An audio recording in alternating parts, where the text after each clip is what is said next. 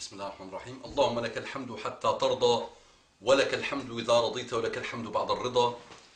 اللهم صل وسلم على حبيبنا محمد صلى الله عليه وعلى آله وسلم تسليما كثيرا. صل وسلم على الحبيب محمد.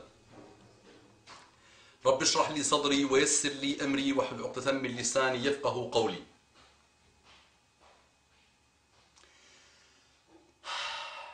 Assalamu alaikum wa rahmatullahi wa barakatuh. Que la paix d'Allah subhanahu wa ta'ala, sa miséricorde et ses bénédictions soient sur vous mes frères et sœurs partout dans le monde. Bonjour mes frères et sœurs en humanité. Donc je vais lire un article qui a été élaboré par une sœur, par la sœur qui gère la page Un rappel par jour.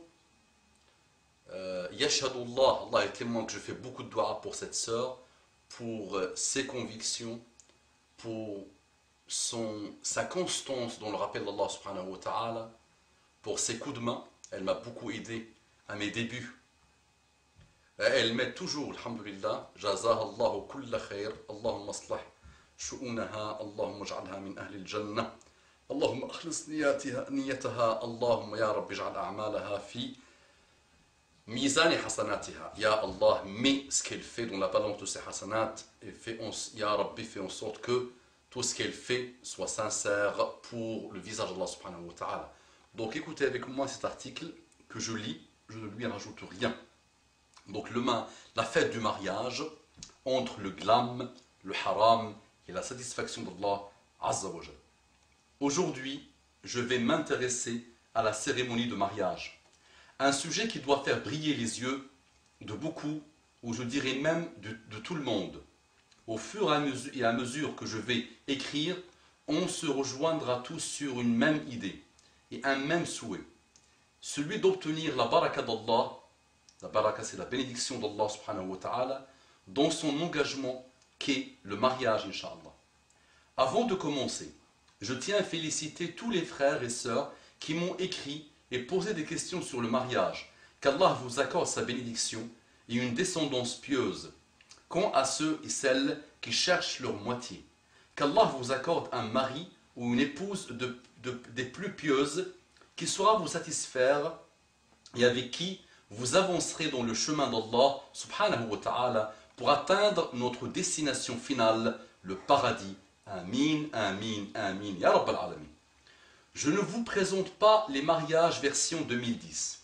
On connaît tous, enfin, il me semble, vu comme c'est devenu spectaculaire que de fêter un mariage.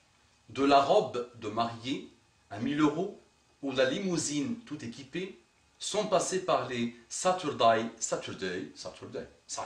Monday, Tuesday, Wednesday, c'est ça? English, yes.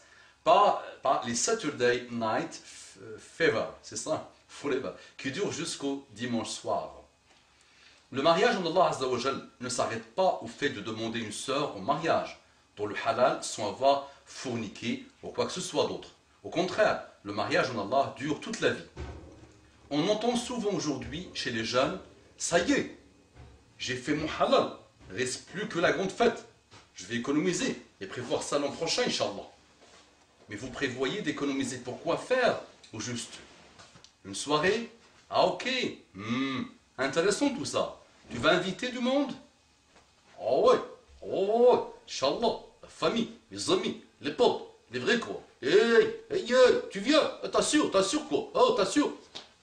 Je souris en écrivant ça parce que je sais que tous, à un moment ou à un autre de notre vie, on a rencontré quelqu'un qui nous a dit ça. Mais c'est là qu'on va commencer à prêcher le bon du mauvais. Notre prophète Muhammad sallallahu alayhi wa sallam n'est pas celui qui nous a enseigné. N'est pas ce qu'il nous a enseigné. N'est pas ce qu'il nous a enseigné. Il nous a enseigné le mariage modeste, où on y inviterait, en plus de nos connaissances, les gens qui sont démunis et les gens qui ont un savoir qu'ils peuvent partager ce jour-là, qui invoqueront Allah Azza wa Jal durant ton mariage pour toi, pour ton épouse, pour les enfants que tu auras plus tard, Inch'Allah.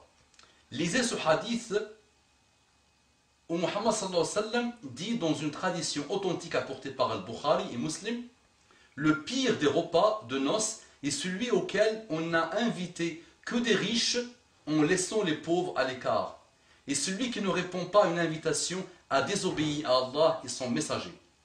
Il ne faut pas oublier qu'on fait d'œuvre, il nous a demandé ce dont on est capable. Donc je reviens sur le fait d'économiser pour proposer une fiesta inoubliable. Car paraît-il, on ne se marie qu'une fois dans sa vie. Aujourd'hui, c'est plus trop d'actualité. Parce que le mariage, soit ça passe, soit ça casse direct. À un moment, moi-même, je m'imaginais être la princesse d'une soirée durant laquelle tous les regards seraient posés sur moi et mon mari, où je verrais plein de sourires et faux rires dans cette grande salle accueillant 400 personnes. En réalité, le bonheur vécu durant cette soirée-là n'est qu'une illusion de plus dans ce bas monde. Et franchement, quand j'y pense, je me dis que j'ai été assez bête pour avoir voulu faire de Shaitan un roi le jour de mon mariage, bien dit. Que j'étais assez bête pour avoir voulu faire de Shaitan un roi le jour de mon mariage. Musique, mixité, ainsi de suite. Il n'est pas là le bonheur, mes frères et sœurs. On ne démarre pas son couple sur de l'illicite. Construire une maison sans fondation, c'est la faire tenir un temps pour qu'elle finisse par s'écrouler. D'où le nombre de divorces aujourd'hui. J'espère que vous comprenez le lien entre mariage illicite et couple qui foire. Il suffit juste d'analyser la situation. Déjà, pour préparer un tel mariage, les tensions que cela crée dans le couple, ou dans les familles, parce que l'un n'est pas d'accord avec l'autre. Avant même d'être réunis, le couple subit déjà la crise. Un couple en crise, alors que le mariage n'est pas consommé. C'est ce que ça va être après. Qu'est-ce que ça va être après? Je ne veux pas vous donner de leçons, mais juste vous souhaiter de vivre le vrai bonheur, celui qu'Allah Azza wa Jal offre lorsque l'on applique ce qu'il nous a dicté. Subhanallah, il faut arriver à se mettre en tête qu'il n'est pas un brin de verset ou un geste de la sunna du prophète Muhammad sallallahu alayhi wa sallam qui nous a été dicté pour nous mettre dans l'embarras. Tout ce qui nous est interdit l'est parce que cela ne nous est pas favorable tout simplement. Ce qui est dommage aujourd'hui, c'est le malin plaisir avec lequel les gens veulent faire des mariages mieux que celui du voisin. Ainsi, on voit des mariages se faire à 10 000, 15 000 euros. On voit où on va les amis, rendez-vous compte le temps. Où on va les amis, rendez-vous compte le temps qu'il faut pour économiser cette somme et en combien de temps ça se claque. Et beaucoup font des prêts pour ça. Je rajoute sur l'article de ma soeur qu'il y a des gens qui mettent 50 000, 100 000, 150 000 dans mon désert à moi, chez les Bédouins et dans pas mal de grands pays. Il y a des gens qui mettent des centaines de milliers d'euros dans un mariage et chacun se concurrence avec l'autre. Et pour quelle cause? Celle de Shaitan. Dites non merci. Claquer des milliers d'euros pour s'éclater une soirée et plaire aux gens, c'est une pratique ostentatoire, complètement illicite, c'est-à-dire de plaire aux créatures au lieu que Créateur. Vous vous rendez compte? Vous ne préfériez pas faire un petit mariage où vous partagerez vraiment ce moment avec votre famille, où vous récolteriez la bénédiction d'Allah, où vous ne vous ruinerez pas? Rendez-vous compte, les mariages méga chers, ça fait démarrer un couple sur une crise financière aussi. Vous ne voulez pas plutôt faire un petit mariage et partir avec votre mari ou femme en voyage, ou vraiment, si vous débordez d'argent, faites une aumône. Ceci étant dit, ce n'est pas forcément les jeunes couples qui souhaitent faire des grandes fêtes. Les parents poussent les enfants à le faire. Alors pour ceux et celles qui ont compris ce que cela signifie de suivre la sunna, montrez-leur l'exemple, ça servira à vos frères et sœurs et surtout aux prochaines générations, Inch'Allah. Ensuite, pour ceux et celles qui connaissent des personnes qui s'apprêtent à se marier, faites-leur passer le message. Peut-être que vous leur ouvrirez les yeux. Le rappel est la mission de tous, et souvenez-vous que chacun d'entre nous répondra à ses actes le jour dernier. Imaginez-vous qui lisez cet article, votre ami se marie demain, le jour dernier il vous dira « tu savais, tu ne m'as rien dit ». Souhaiter le bien des autres, c'est leur apporter conseil pour avancer dans le bon chemin. qu'Allah nous guide, qu'Allah nous guide, qu'Allah nous guide, qu'Allah nous facilite. Allahumma salli wa sallim ala habibina Muhammad.